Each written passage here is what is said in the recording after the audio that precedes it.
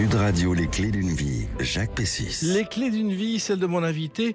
Vous avez connu les filets sur les cours de tennis avant de démontrer que vous aviez beaucoup plus qu'un filet de voix. La chanson permet aux champions d'exception que vous avez été de demeurer plus que jamais un enfant de la balle. Bonjour Yannick Noah. Bonjour Jacques, ça va? Écoutez, très bien. D'abord, on vous retrouve toujours avec une joie totale et un sourire. Merci. Il y a ce nouvel album, La Marfée, dont on va parler. Et puis le principe des clés d'une vie, c'est un peu spécial. C'est-à-dire qu'on raconte votre parcours à travers 4 dates clés. Donc j'en ai sélectionné 4. Et la première, c'est le 7 mai 61. Et ça s'est passé à Sedan, écoutez. Mora et ses petits marcassins, les mascottes de Sedan, vont porter chance à leur équipe en finale de la Coupe de France de football. Et oui, c'est le retour à Sedan des vainqueurs de la Coupe de France de football, dont quelqu'un que vous connaissez bien, qui est votre papa. Oui, papa, ils avaient gagné la Coupe de France, donc en 61, et voilà. Contre Nîmes. La mascotte, 3-1 contre Nîmes. Et la mascotte de l'équipe, c'était le sanglier, sanglier des Ardennes, le fameux sanglier des Ardennes. Exactement. Le capitaine, c'était Marc Mouchel, mais Zachary Noah, votre père, était la tête d'affiche de ce club. Oh, je sais pas s'il était la tête d'affiche, mais enfin, c'était un des joueurs. C'était une très très belle d'équipe, d'ailleurs. Hein. Je peux quasiment tous les citer. Hein. Bernard dans les buts, Fulgenzi, Breny, entraîneur du Gauguez, Hachi, Salem. Voilà, bon, ça va me revenir. Je vous dirai tout à l'heure pendant l'émission. Exactement. Mais ouais, c'est les moments importants de la vie de papa. C'est là qu'il a rencontré maman. 2 ans avant. Donc, oui, parce qu'il y avait un journaliste de l'équipe qui est venu. Le journaliste de l'équipe, c'était mon grand-père. Voilà.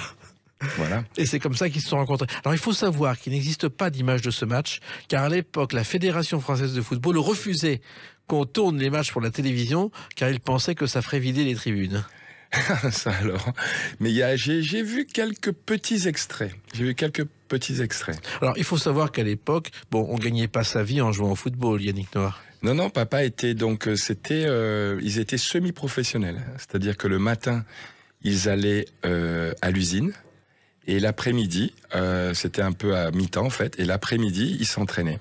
Et c'était amusant parce que du coup ça créait un lien avec la ville, parce qu'à l'époque il y avait pas grand-chose à Sedan. Et c'est vrai que ça créait un lien entre les gens les ouvriers, les joueurs de l'équipe, et se retrouvaient tous le dimanche pour soutenir l'équipe de Sedan, qui était une bonne équipe à l'époque, parce qu'ils ont gagné la Coupe de France, mais c'était une bonne équipe de première division. Tout à fait. Et il se trouve aussi que votre père est venu en France par passion du football, je crois, Yannick. Au départ, il est venu avec son frère. Mon grand-père avait un ami pendant la guerre qui s'appelait Monsieur Patrel, qui est très connu. Et en fait, quand mon grand-père est rentré au Cameroun, il a laissé ici un frère de sang, en fait. Et son frère de sang, Monsieur Patrel, lui a dit: écoute, si jamais un de tes fils, tu sais que tu as 8 filles et 2 garçons, si jamais il y a un de tes fils viennent, ils peuvent venir chez moi en pension. Et papa s'est retrouvé donc à Saint-Germain avec mon oncle Jean. Il était au lycée Sainte-Barbe, il jouait un peu au foot, et il s'est trouvé que Monsieur Patrel était donc la personne qui a créé l'équipe de Saint-Germain-en-Laye, qui est devenue 50, 60 ans après le Paris Saint-Germain. Mais à la base, c'était l'histoire des Patrel, et les Patrel, on a c'est un lien très très fort avec la famille Patrel. Et dans l'équipe, il y avait 2 débutants, Yannick Lebert et puis un certain Roger Lemaire. Tout à fait. Et d'ailleurs, c'est grâce à eux que vous vous appelez Yannick, je crois. Tout à fait.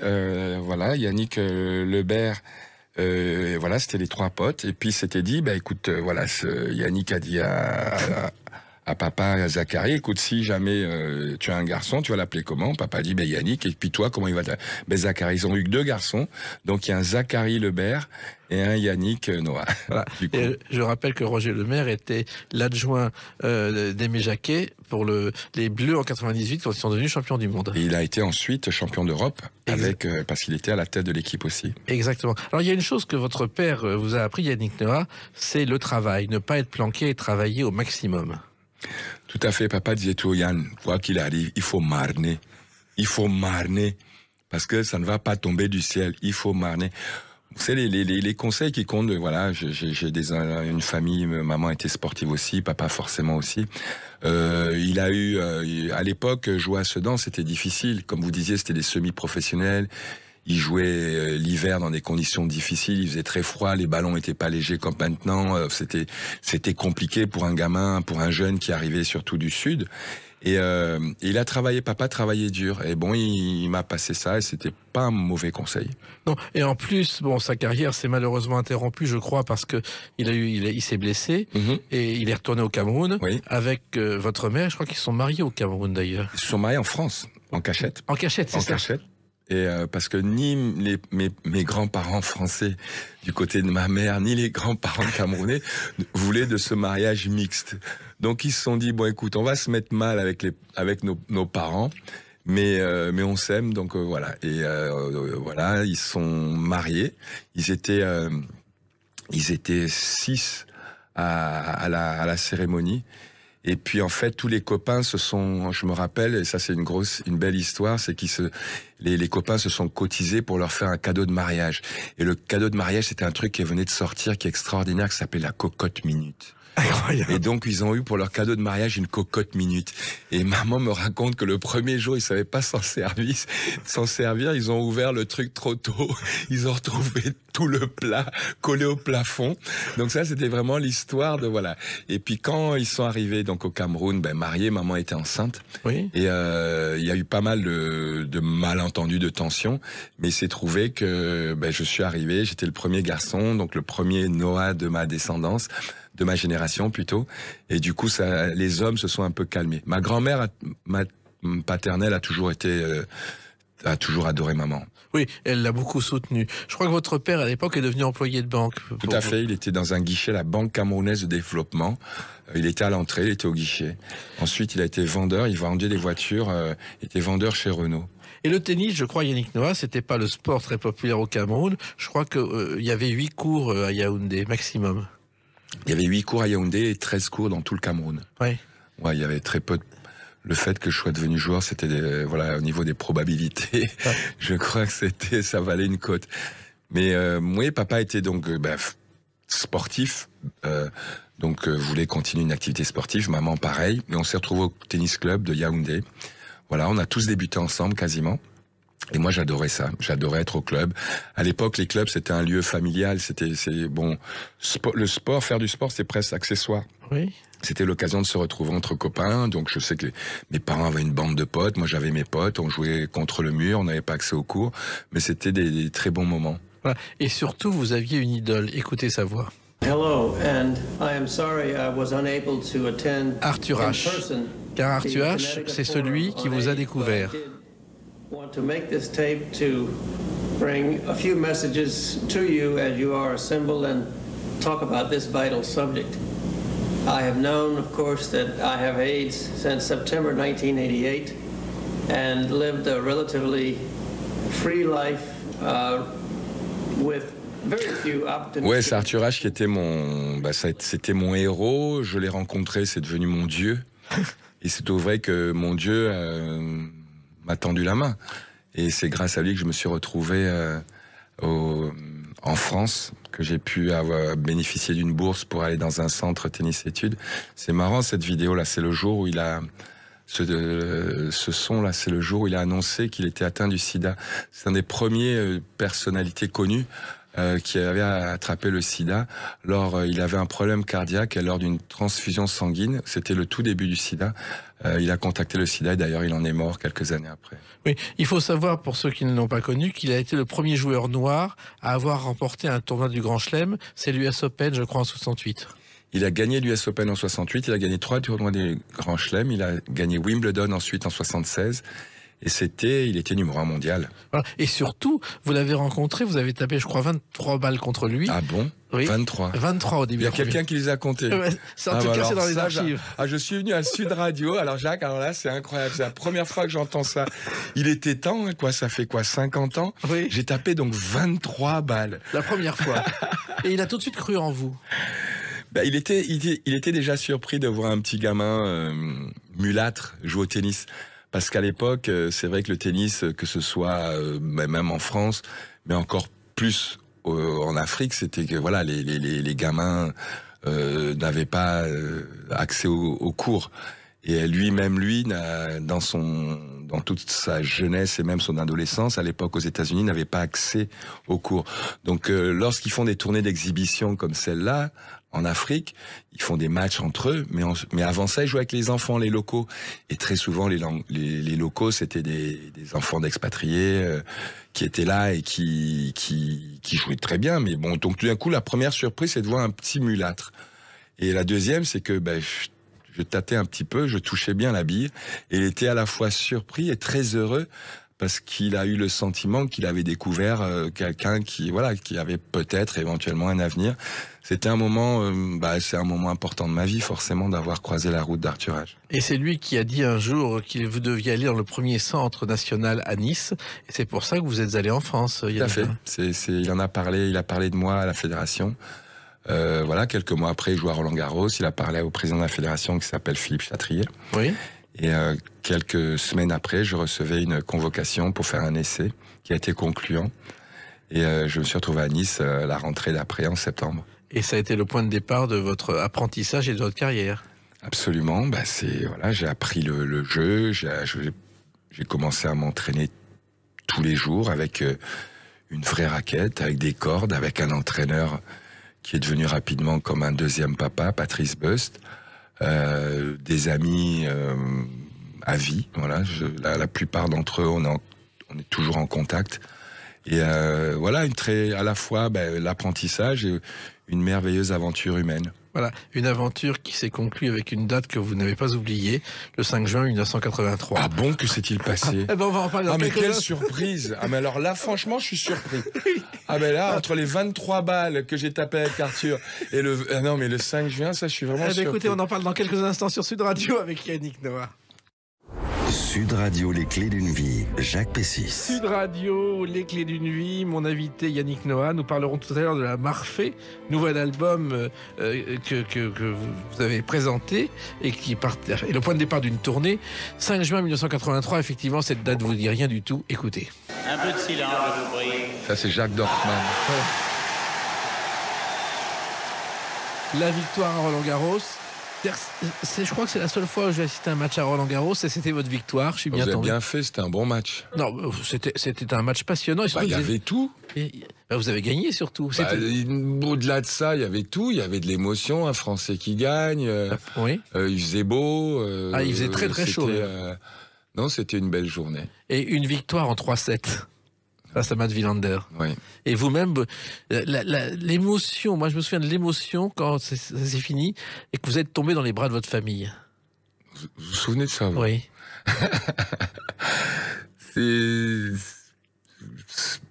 J'en ai gagné qu'un.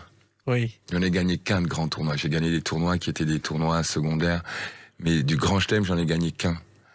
Et je me suis toujours demandé pourquoi, après cette victoire, je n'avais pas cette espèce de feu, cette espèce de sentiment que j'avais avant, à savoir que quand je rentrais sur le court, j'étais prêt à mourir pour gagner. Ensuite, j'ai continué à jouer, à m'entraîner dur et sérieusement, mais j'avais pas cette petit truc en plus qui fait la différence. Et en fait, avec le temps, je me suis dit quand cette victoire-là, elle était parfaite. Il y avait tout. Toute ma famille, tous mes amis, à la maison, chez moi, j'habitais à côté. Tout était réuni. Donc, si vous voulez, j'ai vécu mon rêve et même au-delà. C'était encore mieux que dans mes rêves. Et c'est difficile de continuer ensuite sans avoir de rêve ou d'objectif, en tout cas quelque chose qui fait sens, mais à l'intérieur. Bien sûr, j'ai même eu mon meilleur classement quelques années après, mais c'était pas tout à fait la même chose. Et Donc vous avez bien fait de venir parce que c'était vraiment un beau match, quoi. Ah oui, 40 ans, donc l'année prochaine, on va fêter les 40 ans. C'est fou, hein, oui, ça va vite. Alors, il se trouve, vous avez dit aussi un jour que vous avez gagné parce que vous en aviez marre de voir les autres Français perdre, Yannick. C'est vrai. C'est vrai. Oui. C'est vrai. J'étais quand on arrivait sur le court jeune ou même dans les catégories jeunes, c'était les Français ils ont un beau jeu mais ils perdent. Oui. Et ça me gênait beaucoup. Et c'est surtout, il s'est passé aussi quelque chose qui avait aussi déclenché ça. J'étais déjà avancé dans ma carrière, j'avais pas encore gagné, mais je me souviens qu'on avait joué, j'adorais le foot, en Coupe du Monde. La France avait perdu en demi-finale contre l'Allemagne, alors qu'on menait 3-1 pendant les prolongations. Et on perd ce match. Et moi, j'étais anéanti de tristesse et de rage. Et le lendemain, je me souviens, le journal L'Équipe avait titré « Extraordinaire » ou « Formidable », un truc comme ça. Je me dis, voilà, c'est incroyable. On a perdu. C'est un désastre. Et du coup, je me suis dit, un jour, j'aimerais bien avoir ma tronche, parce que L'Équipe, c'était ma Bible. C'était ma Bible. J'aimerais bien avoir ma tronche en disant, là, on a gagné.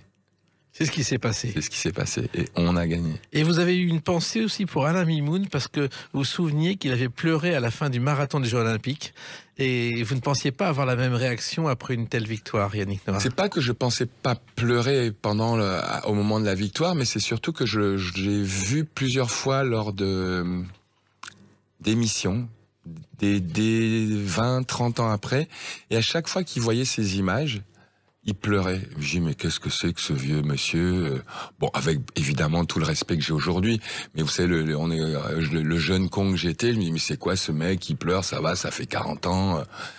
Et aujourd'hui, ça résonne vraiment en moi, parce que je sais que quand je vois ces images, et donc ça crée un espèce de lien, c'est le temps qui passe, bien sûr, mais ça reste une émotion qui est toujours là. Ça ne part jamais. Chaque fois que je vois cette image, j'ai vraiment une émotion. Et je pense que là, maintenant, c'est juste, ça sera jusqu'au bout. Hein. Oui, d'autant plus que finalement, personne n'a réussi à faire aussi bien que vous. Vous êtes devenu numéro 3 mondial à un moment. Il y a des gens qui ont fait des choses très très bien, mais pas en tennis. Voilà. En tennis, vous êtes seul. Vous avez un jour décidé d'arrêter. Je crois que vous avez fait 473 victoires et 208 défaites. Donc c'est un bon rapport. Parce que Bof. Vous pouviez aller plus loin, mais vous n'aviez pas envie. Vous auriez pu être numéro mondial. Peut-être, mais j'aurais pu être numéro 50 aussi. J'ai été 3e. Voilà, donc c'est pas de regret de ce côté-là. Et il y a même une pub à l'époque qui m'a marqué avec le Walkman. Vous avez été un pionnier de la pub du Walkman, je crois, Yannick Noah. Pas tellement la pub, disons que j'en ai peut-être fait indirectement, mais le patron de Sony à l'époque, Monsieur Sony, avait organisé une exhibition. Il y avait Connors, McEnroe, Lendl et moi à Tokyo. Et lors du dîner qui précédait le match le lendemain, il nous a donné cette nouvelle machine. On pouvait y mettre une petite boîte où on pouvait mettre une cassette avec un petit casque orange. Et c'était le premier Walkman. En fait, Monsieur Sony avait créé cette machine révolutionnaire parce qu'il voulait jouer au golf en musique. Et c'était le seul moyen de jouer au golf. Donc il s'était fait faire un Walkman, et puis il y en avait, je crois qu'il y en avait 10, et puis voilà, 3-4 mois après, il y avait des Walkman partout, mais c'est vrai qu'il y avait un article dans Tennis Magazine à l'époque. Si vous voyez Yannick se balader en dansant tout seul, il n'est pas fou, c'est parce qu'il est en train d'écouter de la musique avec un casque, ça s'appelle le Walkman, c'est marrant. Et ça a failli s'appeler Freestyle en Suède, Storaway au Royaume-Uni, Soundboot aux États-Unis, et puis le patron de Sony a vu qu'à Paris tout le monde appelait ça un Walkman, donc il a gardé le nom. C'est possible, mais mon souvenir, c'est que c'était déjà marqué Walkman. Oui, mais parce que les enfants de ses employés appelaient ça un Walkman. D'accord, ben voilà. Alors, il y a eu ensuite, bien sûr, la seconde partie. Et là aussi, j'étais à Lyon lors de la première victoire en Coupe Davis. Un moment d'émotion totale aussi. 3 victoires en Coupe Davis, excusez-moi, c'est pas près d'arriver non plus, Yannick Noah. C'était la première était magnifique parce que ça faisait 59 ans qu'on n'avait pas gagné, donc on était quand même, depuis des générations, habitués à perdre. Ou en tout cas échoué au port. Et là, c'était un moment merveilleux. Merveilleux parce que nous, on était vraiment une équipe d'amis. C'est un luxe de bosser avec ses potes. C'était mes potes, j'étais le capitaine de mes potes, on était l'équipe de France. Et on a battu à la maison, encore une fois. Ce qui, sur le papier, est certainement une des meilleures équipes de tous les temps. Agassi, Sampras. Voilà, en tout cas, quand vous regardez les meilleurs joueurs de tous les temps, Agassi, il est peut-être dans les 5-6 et Sampras est peut-être dans les 3-4, quoi. Oui, mais en même temps. Avec Guy et voilà, Guy Forget, Henri Lecomte et le Rastaquaire, ouais, on les a bien fourrés, on était contents. Oui, et en plus, vous étiez certain de gagner, vous aviez la niaque, parce que ça c'est toujours très important pour vous, c'était une persuasion que vous y allez gagner, Nicolas. On avait fait on avait mangé, dormi, travaillé, massé, pensé, rêvé pendant 1 mois, jour et nuit à cet objectif. Moi, ça m'est arrivé une seule fois dans ma vie. Tous les jours, toutes les nuits, ne penser qu'à une chose, bloqué de tout ce qui est autour de nous. C'est très difficile et très rare. Et on était tous tellement prêts pour cet événement qu'on les a surpris. Henri a été extraordinairement bon. Guy a été extraordinairement bon. Je pense que j'ai été bon comme capitaine. Et du coup, le public l'a senti. Et on joue pour les gens, vous savez, on joue pas pour... Voilà, bien sûr, il y a des moments où j'ai fait des choses extraordinaires à l'entraînement. Mais ce qui compte, c'est le bonheur des gens. Et on a senti tout de suite que les Français, qui d'habitude étaient toujours parfois sceptiques, y ont cru dès le début. Ils ont senti que cette équipe-là, il y a peut-être quelque chose qui est en train de s'écrire. Et c'est vraiment palpable quand on regarde les diffusions. Le public est extraordinaire. C'est-à-dire que tout d'un coup, tous les astres étaient alignés. Et voilà, on a gagné la Coupe Davis après 59 ans. Ouais, et puis, résultat, vous êtes passé sur le plateau, sur le court après, avec un micro qui n'était pas réglé, parce que le public voulait absolument chanter avec vous. Oui, Africa, mais africain. Ouais, ça avait été le tube de l'été. Voilà, c'est un concours de circonstances. Cette année-là, j'avais été numéro 1 du top 50 avec Saga Africa, capitaine de l'équipe de France. Et on gagne, et voilà, la France qui gagne, qui chante Saga Africa, je trouve ça très chic. Voilà, et ben justement, la chanson, on va en parler à partir d'une autre date, le 18 juin 1993. À tout de suite sur Sud Radio avec Yannick Noah. Sud Radio, les clés d'une vie, Jacques Pessis. Sud Radio, les clés d'une vie, mon invité Yannick Noah. Nous parlerons tout à l'heure de La Marfée, votre nouvel album. Mais là, on revient à une date, le 18 juin 1993. Et là aussi, j'étais là. J'arrive au stade, c'était au Parc des Princes, vers 18h45. Et je vous vois sur scène en train de chauffer la salle en entendant Johnny pour ses 50 ans. C'était en 93. Oui, le premier. Entre 18h45 et 19h30, vous chauffez le public. C'est pas 2003. Il y a eu les deux. Vous avez fait aussi, avec un groupe qui s'appelait Choc, vous avez fait une apparition. Wow! Alors là, j'avais oublié ça. Voilà. C'est incroyable. Mais la tournée de Johnny, c'était pas 2003. Après, vous êtes revenu. Mais là, vous avez fait une demi-heure de scène pour en première partie. En première partie pour mais jouer. Moi, je croyais que c'était en 2003. Il y a eu les deux. Ah bon? Oui. Et les images existent de 93. Mais sérieux? Et c'est les 50 mais ans attendez, de mais Jacques, il faut que je vienne plus souvent. Je vous écoute parce que j'apprends plein de trucs, même sur moi. Vous étiez sur scène avec Saga Africa et quelques tubes anglais, si mes souvenirs sont exacts, et vous chauffiez le public. Sérieux? Oui. C'était nul? Non, pas du tout. Bah, bon, moi, j'écoutais parce que j'étais déjà fan de vous, mais en général, les gens attendaient Johnny. C'était surprenant. Mais alors, le public de Johnny, il est incroyable. C'est-à-dire que ce sont des gens qui sont tellement bienveillants. C'est incroyable. Parce que je m'étais dit, c'est marrant que j'ai pas ce souvenir-là. C'est l'âge. Je crois que c'est le début. Il y avait le groupe Choc qui passait 20 minutes. Et vous savez qu'il y a 3 choses quand on commence à vieillir. Hein. Il y a 3 choses. La première chose, c'est on commence à perdre la mémoire. La deuxième et la troisième, je m'en souviens plus. Et donc, là, je me souvenais pas du tout de ça, Jacques. Je me souvenais pas du tout de ça. Mais par contre, ce que je voulais dire, et ça c'est vrai, c'est que j'avais fait donc la tournée des stades où j'étais en première partie de Johnny. Et là, ça avait été quelque chose. Au début, je me disais, bon, pour moi, faire une première partie, qu'est-ce que ça représente? Il y avait une inquiétude. Est-ce que les gens s'en foutent? Or non. Pardon, le public de Johnny, il est très, très bienveillant. Et donc, il y en avait certains des fans durs étaient là sur tous les concerts. Donc dès que je commençais, c'était toujours les mêmes qui étaient là et qui m'encourageaient, qui étaient bienveillants. Donc je me suis senti vraiment à l'aise.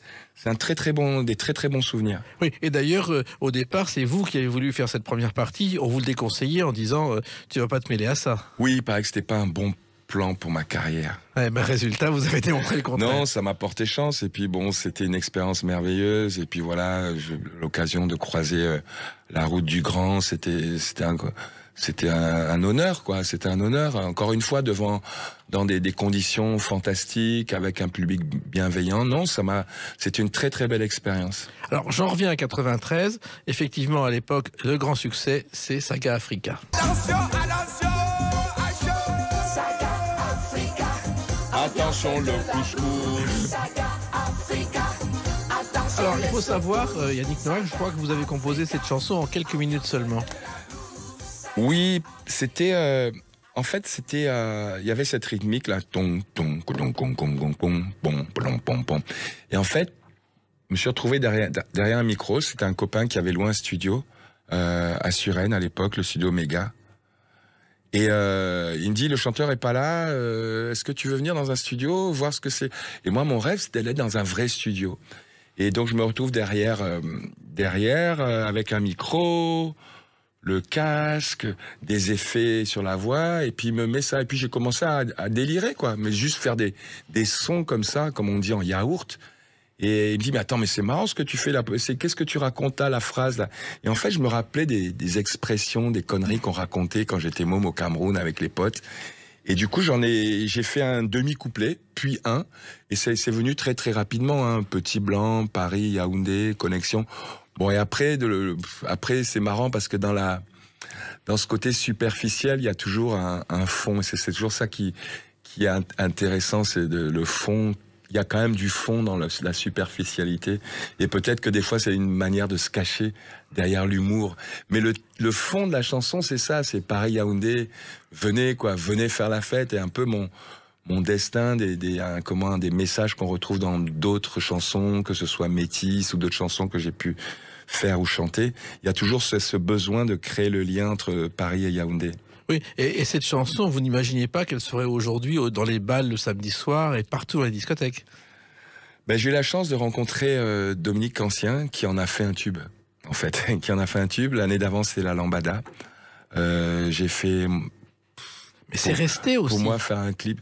Oui, c'était le tube de l'été. Puis, dès que ça commence, alors bon, la Corée, c'était quelque chose de simple, donc tout le monde peut le danser assez facilement.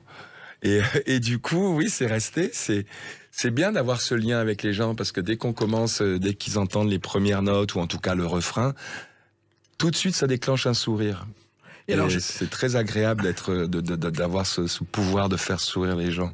Oui, et puis moi, il me semble, c'est encore peut-être une information, qu'au départ en Afrique, cette chanson a été considérée comme subversive. Oui, parce qu'il y a un moment où il y a des gros mots. Vous savez, c'est comme vous avez un ami étranger qui dit « Je parle pas français. Comment vous dites hello ?» Et tu lui dis, on dit hello, tu dis va te faire foutre. Et le mec dit comment va te faire foutre? Oh oui. Et en fait, c'était un peu ça. Quand on apprend une nouvelle langue, c'est vrai que tu apprends bonjour, au revoir, merci, aussi va te faire foutre. Et dans la chanson, à un moment, je dis Elan Noisout, c'est pas va te faire foutre, c'est encore pire. C'est plus imagé. D'accord. Et vous avez à l'époque un groupe, Zamzam, avec lequel vous faites des tournées dans des toutes petites salles. Ouais. Et en faisant du rock en plus de Saga Africa. Voilà, on avait Saga Africa et on avait 2 albums, c'était du rock. On écoutait le rock, c'était le rock. Moi, c'était une manière de continuer un petit peu à rester un peu macho, un peu sportif, voilà, une forme de protection, voilà, en montrant encore un peu les biscottos. Et puis c'est plus tard que voilà, j'ai eu le besoin ou l'envie, par instinct de survie, de chanter des choses un peu plus douces. Voilà, mais en même temps, la chanson, ça a commencé beaucoup plus tôt, lorsque votre mère, Yannick Noah, vous a offert ce disque. But first, are you experienced? Jimi Hendrix, je crois que c'est le premier disque, c'est son premier album en 67, et c'est le premier disque que vous avez entendu et qui vous c'est papa qui m'a offert ça. C'est papa qui m'a offert ça. Il est allé à Yaoundé, et puis de temps en temps, à la papeterie, il recevait des imports. Et lui, il prenait tout ce qui venait des États-Unis. Mais sauf que cette musique-là, c'était pas du tout son truc, parce que lui, ce qu'il aimait bien, lui, c'était la musique afro-cubaine, le jazz, la musique afro-cubaine. Et là, il a écouté ça, le premier Le premier morceau, c'était une chanson qui s'appelle Fire. Et moi, je chantais ça, je mettais ça, j'avais un tourne-disque à fond dans la chambre, et je chantais en yaourt, je savais pas de quoi ça parlait, mais il y avait une énergie que j'aimais beaucoup, et j'aimais d'autant plus que c'était mon premier disque. Il m'a offert 2 disques, celui-là et Creedence Clearwater Revival, donc 2 disques magnifiques qui comptent encore dans ma discographie. Et ouais, c'était mes premiers disques. Et dans mon manche-disque. Et à l'époque, à Yaoundé, l'idole, c'était plutôt celui-ci. I Got You, James Brown. Je crois que tout le monde s'habillait comme lui, tout le monde avait des pattes def à l'époque, Yannick Noah. Oui, il n'y avait pas de télé au Cameroun à l'époque. Et nous, on allait, les nouvelles, les images qu'on avait, c'était quand on allait au cinéma le jeudi. À l'époque, c'était le jeudi qu'on n'avait pas cours. Et le jeudi après-midi, c'était les séances pour les jeunes. Et la séance était à 50 francs, c'est-à-dire 8 centimes à l'époque. Et avant le film, il y avait ce qu'ils appelaient les actualités. Et les actualités, c'était toujours actualité culturelle. Et c'était 8 fois sur 10 des images de James Brown. Quand on voyait ça, ça nous faisait tellement rêver l'Amérique, comment il dansait, comment il s'habillait. Et du coup, après, on allait voir le tailleur du quartier. Et pour 1 euro, on se faisait le pas de def comme James Brown, le pantalon sous les aisselles. Et on avait le look, quoi, parce que tu n'avais pas le look, laisse tomber, hein, tu pouvais pas pécho. Et puis, il y a quelqu'un qui vous a fait découvrir la scène, le plaisir de la scène, c'est un groupe.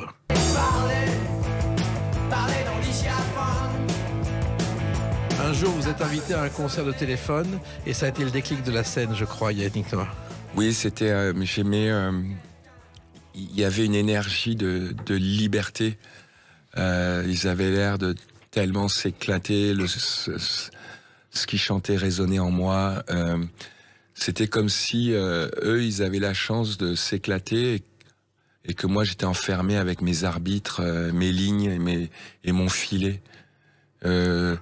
Il y avait cette espèce d'élan, d'énergie, de liberté. C'est pas qu'ils avaient l'air, ils s'éclataient vraiment et ça se voyait et ils transmettaient ça et ouais, j'étais complètement piqué comme les milliers de fans dans la fosse quand j'étais avec les fans, quoi. On était téléphone, c'était incroyable. Et à tel point que vous êtes revenu le lendemain incognito en payant votre place. Tout à fait. Un vrai fan. Mais depuis toujours et encore aujourd'hui. Hein. Et puis, la chanson est venue et il y a quelqu'un à qui vous devez beaucoup. Oui, je sais que tu vis en moi. Simon Papatara. Oui, je sais que tu es en moi. Car le tournant de votre carrière de chanteur, c'est Robert Goldman qui vous a proposé un jour des chansons. Je crois que vous étiez à Londres à l'époque. Il m'a proposé de faire un album sur mesure pour moi, en français. Pour moi, c'était nouveau parce que chanter en anglais, c'était une façon de me protéger un peu. J'avais du mal j'étais pas prêt à me dévoiler. Et je pouvais pas me dévoiler parce que j'avais pas les mots et j'avais tout simplement pas les chansons. Et Robert, Jacques Vénérouzeau, toute l'équipe m'ont fait un album sur mesure. Quand je dis sur mesure, c'est-à-dire un album pour Yannick, quoi. Un album pour Yannick, avec cette chanson Simon Papatara, qui est incroyable, qui résonne tellement, parce que c'est mon grand-père qui me disait déjà à l'époque qu'il allait vivre à travers moi. Mon grand-père qui, quand j'étais jeune, me disait « Mais tu sais, tu auras un rôle à jouer quand je serai parti, c'est toi qui seras le chef. » Et moi, j'étais môme, ça résonnait pas. Mais on se retrouve, Simon Papatara, c'était il y a 20 ans. Et aujourd'hui, je suis chef du village, comme m'avait dit Simon Papatara. Donc, c'est plusieurs dimensions. C'est-à-dire que cette chanson que je chantais il y a 10, 15 ans, dans des salles où je vois des gens inconnus qui chantaient le nom de mon grand-père, c'était très puissant comme émotion. Et aujourd'hui, c'est encore plus puissant parce qu'aujourd'hui, je suis au Cameroun. J'y vis quasiment la majorité, la plupart de mon temps en tant que chef. Et ce que j'essaie de transmettre, c'est le savoir des ancêtres, dont mon grand-père. Donc la chanson prend encore une autre dimension maintenant, aujourd'hui. Il y a une chanson aussi qui vous a marqué parce qu'elle a marqué le public.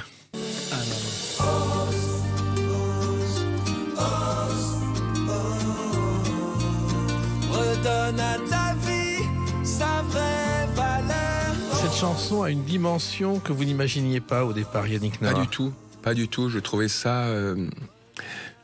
on avait quelques tubes, mais cette chanson, pour moi, au moment de l'interpréter, autant je pouvais la chanter, mais autant quand il s'agissait de me dire que je l'interprétais pour quelqu'un, pour des gens, ça me dérangeait. Je me disais, mais qui suis-je pour dire redonne à ta vie sa vraie valeur?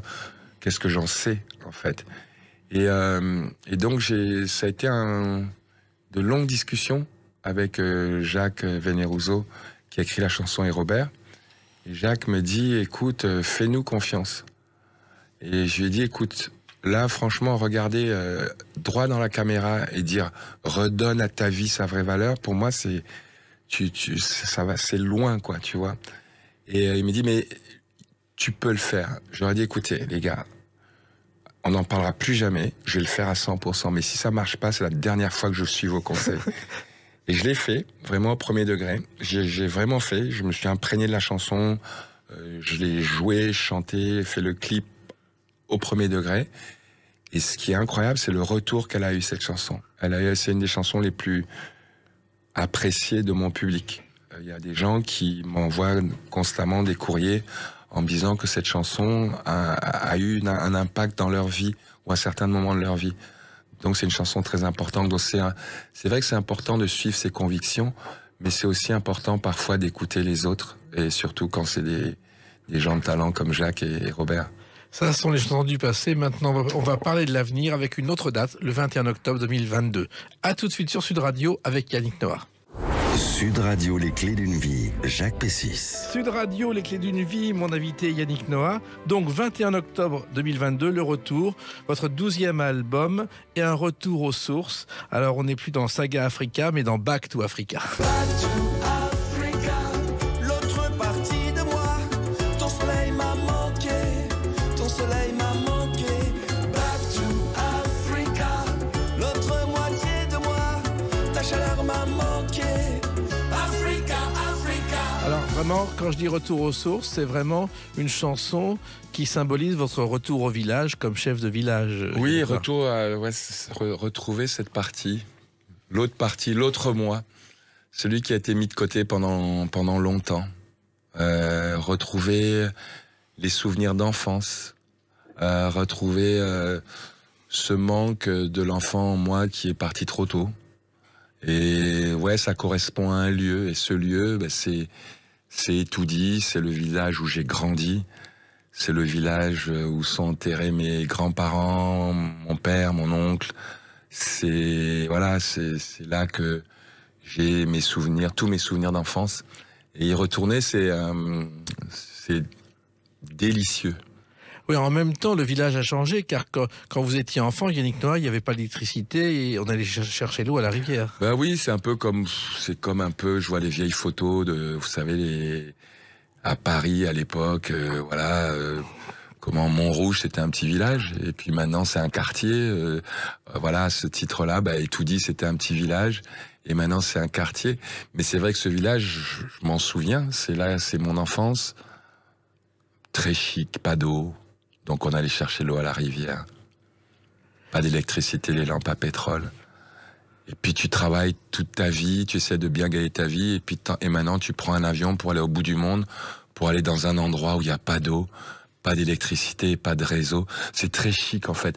C'est vraiment le chic du chic, c'est de se retrouver dans un endroit où il n'y a que de l'eau potable, une lampe à pétrole et pas de wifi. Oui, c'est fou, hein. C'est fou. C'est fou. Et voilà, ça c'est mon enfance.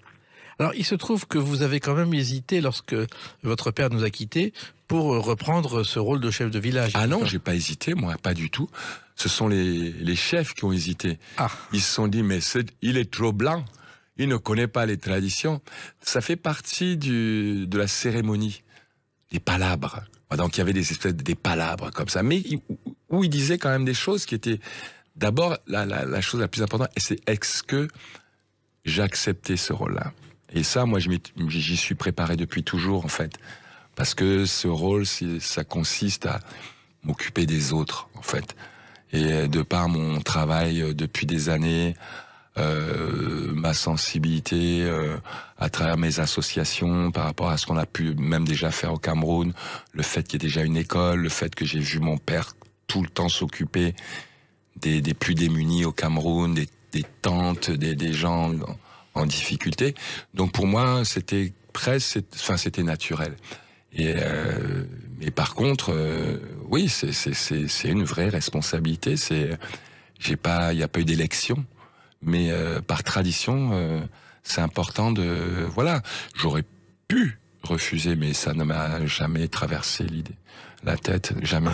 Ça vous a obligé aussi, Yannick Noah, à réapprendre la langue de Yaoundé. Oui, des Toudi surtout, les Wondo. Je parlais un peu, je le comprends complètement, mais c'est bien de pouvoir communiquer dans la langue locale. Et ça fait partie aussi de mes objectifs, mais à très très court terme, à savoir réhabiliter la langue, faire en sorte que la culture ne parte pas englobée, gobée par toute la ville qui étouffe tout en fait, et surtout la culture et les traditions. Donc mon rôle, c'est justement de faire en sorte que les traditions perdurent, que garder, que ce soit au niveau de la danse, que ce soit au niveau de la langue. Et oui, et ça commence par moi, m'éduquer déjà. Et oui, c'est quand je reprends de tourner là, c'est mon prochain objectif, maîtriser et reparler couramment. Tonton Yannick est devenu papa Yannick. Papy même. Papy, oui. Mais, non mais c'est gentil. Non mais dites papa, c'est bon. Ouais, papa, c'est beau, c'est bien. Non, papa, ça va. Et, alors, pour les meufs. Tu arrives avec les meufs, tu t'appelles papy, je suis mal barré. Non, exactement. Mais bon, non, mais vous avez plutôt l'air d'un grand frère que d'un papy. Alors, il se trouve aussi que la première visite officielle, ça a été Emmanuel Macron quand même, Yannick Noah. La visite officielle, la plus visible, disons, oui, parce que les visites officielles, il y en a eu. Bah oui, le président de la République française qui vient au village à Yaoundé. C'était une grande émotion. C'était très très fort, quoi. Je pense à maman, je pense à mon père, je pense à mes grands-parents. J'ai vu la réaction des vieux chefs traditionnels. Quel honneur d'avoir un président de République venir dans notre petit village. Et donc c'est une vie toute nouvelle, une nouvelle vie. Et la vie c'est maintenant. Vous le chantez dans cet album. La vie c'est maintenant. On n'a pas de temps. Pas de regrets ni de rancœur. La tête ailleurs, la tête ailleurs. La vie c'est maintenant. On voit les choses en grand. On est la musique. La vie c'est maintenant. Vous viviez cette chanson et je vais pas pouvoir en placer une.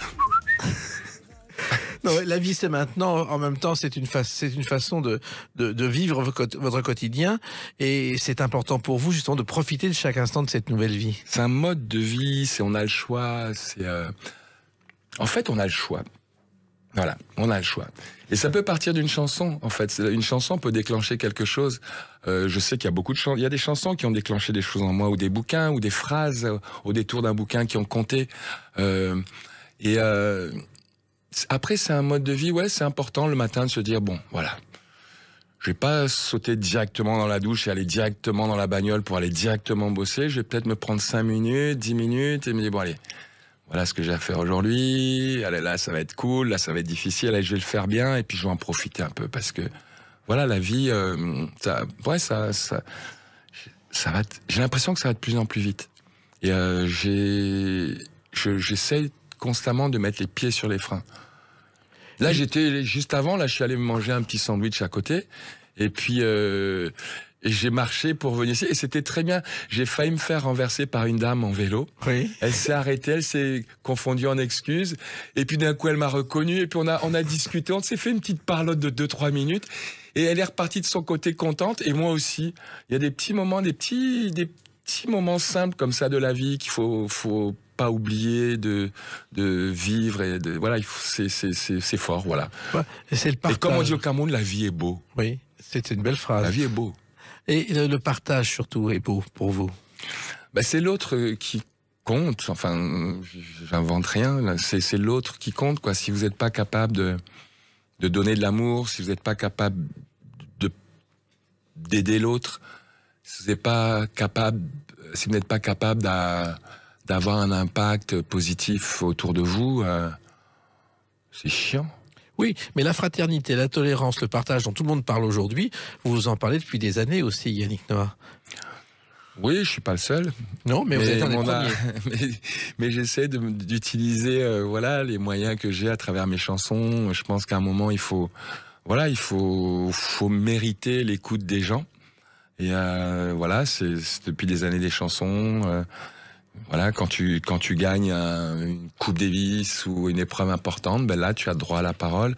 Et il faut s'en servir d'un côté avec beaucoup de délicatesse, mais en même temps, il faut pas oublier de dire des choses importantes, parce qu'il y a beaucoup de gens qui ont pas droit à la parole, qui aimeraient dire tellement de choses. Donc j'essaie d'être leur représentant. Voilà, et vous l'êtes aussi en chanson. Chante-moi, c'est dans l'album. Chante-moi les murmures des arbres centenaires, les mots doux qui rassurent, la force de la terre, ce qui était, ce qui est. Jacques ne danse pas cette année. Avant, il dansait. Avant, Jacques, il dansait, mais là, il a arrêté.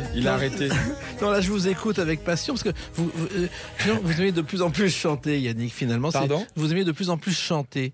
Oui. Mais avec le temps, je m'aperçois que j'ai beaucoup de chance. Que c'est un métier merveilleux. Je suis sincère. C'est un métier merveilleux. Peut-être que ce sentiment a été accentué par le fait d'avoir manqué pendant 2 ans et demi, à être enfermé, pas pouvoir avoir ce contact avec les gens, pas avoir cette possibilité d'échanger. Et aujourd'hui, c'est comme si j'étais sorti d'une cage, et que en sortant de la cage, il y a des gens aussi qui ont le même sentiment. On a tous envie de s'amuser. On a tous envie de légèreté un peu, quoi. Bien sûr. Oui, c'est dur. Oui, on sait. Oui, ok. Vous avez un peu de temps, là, 2-3 heures, qu'on parle de tous les problèmes dans le monde, là? Non. On sait. C'est bon. Donc, voilà, mon rôle, mon petit rôle humblement, c'est d'essayer de déclencher, justement, ces lumières, cette envie de joie à travers de la musique et des concerts. Et le faire régulièrement, j'éprouve beaucoup de gratitude. Et La Marfée, le titre de l'album, en fait, c'est un quartier de Sedan, mais c'est aussi le nom de l'école que votre mère C'est une forêt, une colline près de Sedan, oui. Où il y a eu des batailles le siècle, l'autre siècle, le siècle avant-siècle. Et même, il y a eu un attentat contre Richelieu. Absolument. Qui s'est déroulé à Marfée. Dans la forêt de la forêt de la Marfée. Bon, en fait, c'était un lieu où maman allait se recueillir, s'amuser. Voilà, un lieu très connu dans les Ardennes. Salut les Ardennais. Ça va les Ardennais? Ça va. Et je vous embrasse tous les sangliers. Et c'était un lieu que maman appréciait. Et ça lui manquait. Quand elle était au Cameroun, ça lui manquait. Donc elle a appelé son école, sa petite école, la Marfée, en souvenir de sa Marfée adorée. Et on a gardé ce nom avec le temps. Et aujourd'hui, l'école fête ses 50 ans et s'appelle la Marfée. Je parle beaucoup du Cameroun parce que c'est important dans mon parcours. Mais maman y a vraiment participé. Donc d'un côté, je parle de l'Afrique, mais en même temps, l'album où je parle de mon retour en Afrique s'appelle La Marfée. C'est tout moi, voilà le métissage. Et je rappelle qu'avec votre mère, vous avez fait les Enfants de la Terre, oui, qui est une association... Les Enfants de la Terre qui existe depuis plus de 30 ans maintenant, dont ma petite sœur Nathalie s'occupe très très bien. Alors dans cet album, il y a aussi une chanson qu'on peut qualifier de militante, Hey Sisters.